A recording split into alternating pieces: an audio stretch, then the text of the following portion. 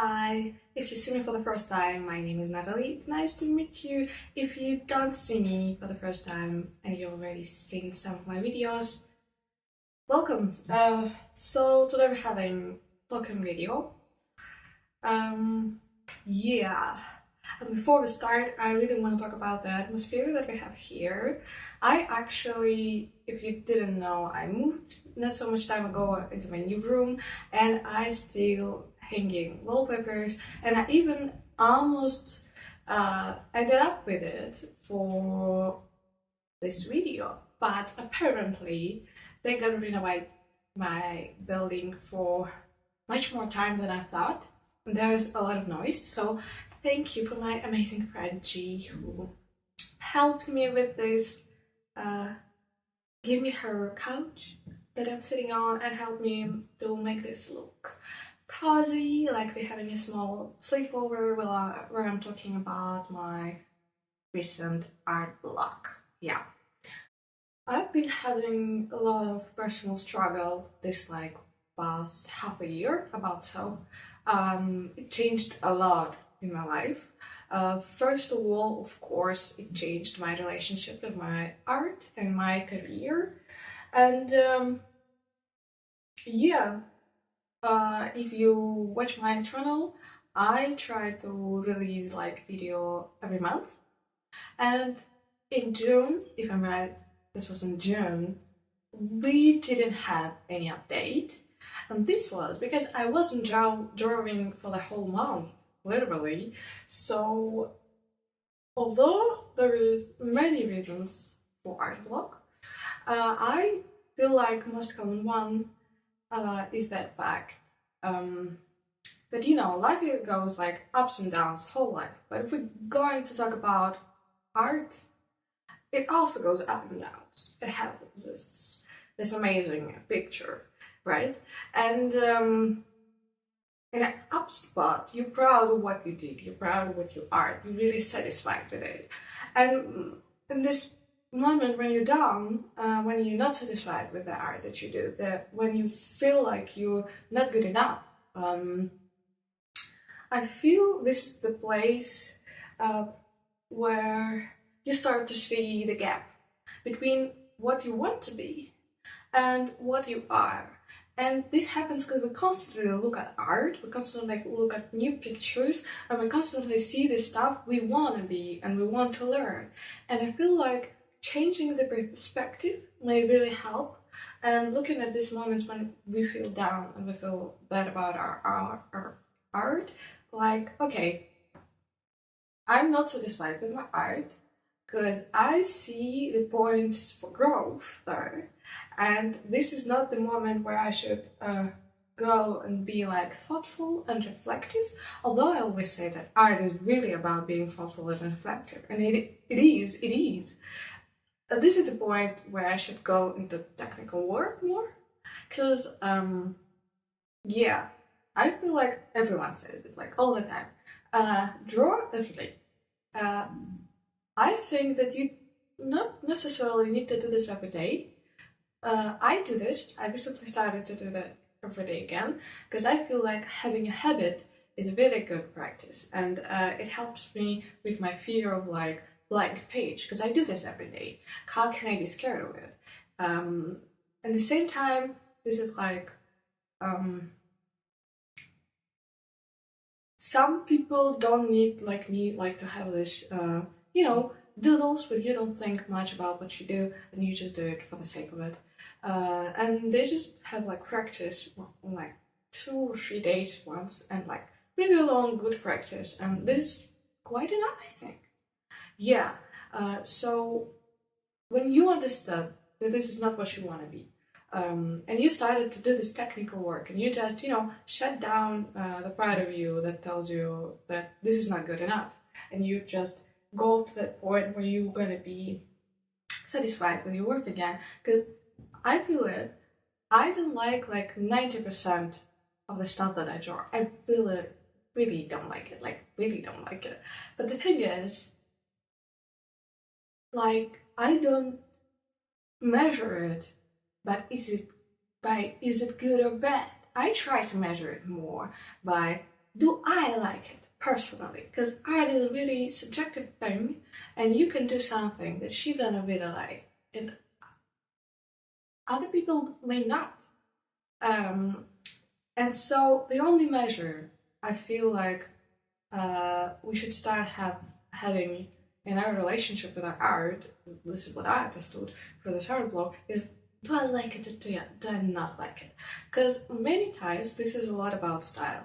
This is a lot about for what you draw, right? I don't really like certain types of artworks, not because it's necessarily bad, but because it's just not my taste, and this is alright. This is totally okay.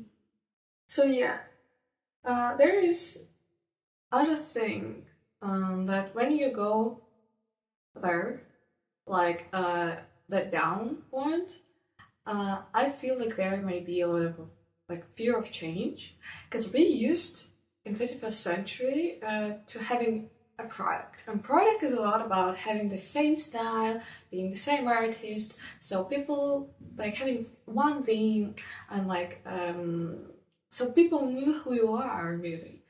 But there is no growth without change, and change is alright.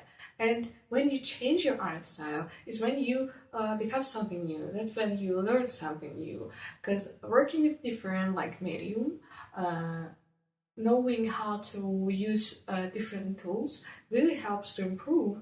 And I've been really pushing myself, like, you change your style all the time. You really change your style all the time. You don't have one theme that you draw in. You're everywhere. And I'm like, but I like it. That's how I learn new stuff, and that's how I feel like I'm a better artist. So this constant fight between being reflective and doing the actual work, between like yeah, as I just said, trying to be consistent and try to be, how do I say this? Yeah, trying to be secure in art and trying new and change when you need this is like a big fight that I think we all go through when we do art. So yeah, there is a couple of stuff that I do that helps me to go back to the reason why I started drawing in the first place, right? So first of all, drawing for the sake of it. Because when you draw for work, when you draw for other people, for subscribers, for people to like you, that's not really what you like. And sometimes doing stupid sketches is an amazing thing. Like, the other thing that helps me a lot is to actually call the process before I go into there. Because, for example, when I want to sit and just mindlessly doodle, I tell myself, I'm gonna mindlessly doodle. I don't expect this work to be amazing. And when I go to practice, I tell myself, we're gonna practice. We're gonna think about the process. And then there's times when I do like full art piece, and of course, that's when I'm like telling myself, okay, today we're sitting to have a whole piece, and this is a different type of work. And I feel like knowing the difference and explaining yourself why you do what you do sometimes helps. Because sometimes you gotta enjoy it, sometimes you gotta learn, sometimes you gotta work. And this is 3 different processes in our. Another thing is talking yourself through. Because many times I feel like drawing is too much, and I can start because of fear, and I set myself down anyway. I started to do this every morning, because if I don't draw, I don't have a sense of accomplishment. Because this is the thing that I really wanna grow into. I really wanna put my life into, my thoughts into, but I didn't draw even one day. I feel like, damn, I'm saying, I'm really saying, and drawing every day actually helps me to feel the this peace in my mind with myself. And it's not even being proud of myself, feeling accomplishment, but actually drawing is just a thing that helps me to calm down my anxiety and have time with myself. And this is why I started to prioritize it first. First thing in the morning, I try to draw 10 minutes for an hour, as much as I can. Because not doing any sketch, or doing at least one bad sketch a day, is already like enough. I already felt like I did something for me. Yeah. And yeah, I talk myself through when I have this time and I don't know how to sit and draw. I talk to myself like, you're good. You're doing a great job. You don't need to be perfect. If there is a mistake, okay, this is an accident. And there's the other thought, the Greta I actually also go by, is that no one's gonna know. If you do a bad sketch, you can just throw it out. If you do a bad drawing, you can just like not show that to people. No one's gonna know. How would they know? They don't know. I don't know either. So like, why would you care? I don't care. Yeah, being kind to yourself, being supportive, being your number one supporter in art, and being honest with yourself when you feel like I can't draw today, or I'm not doing it today, or why I'm not doing it today. Should I try something new? Should I take a break? It's a really good thing.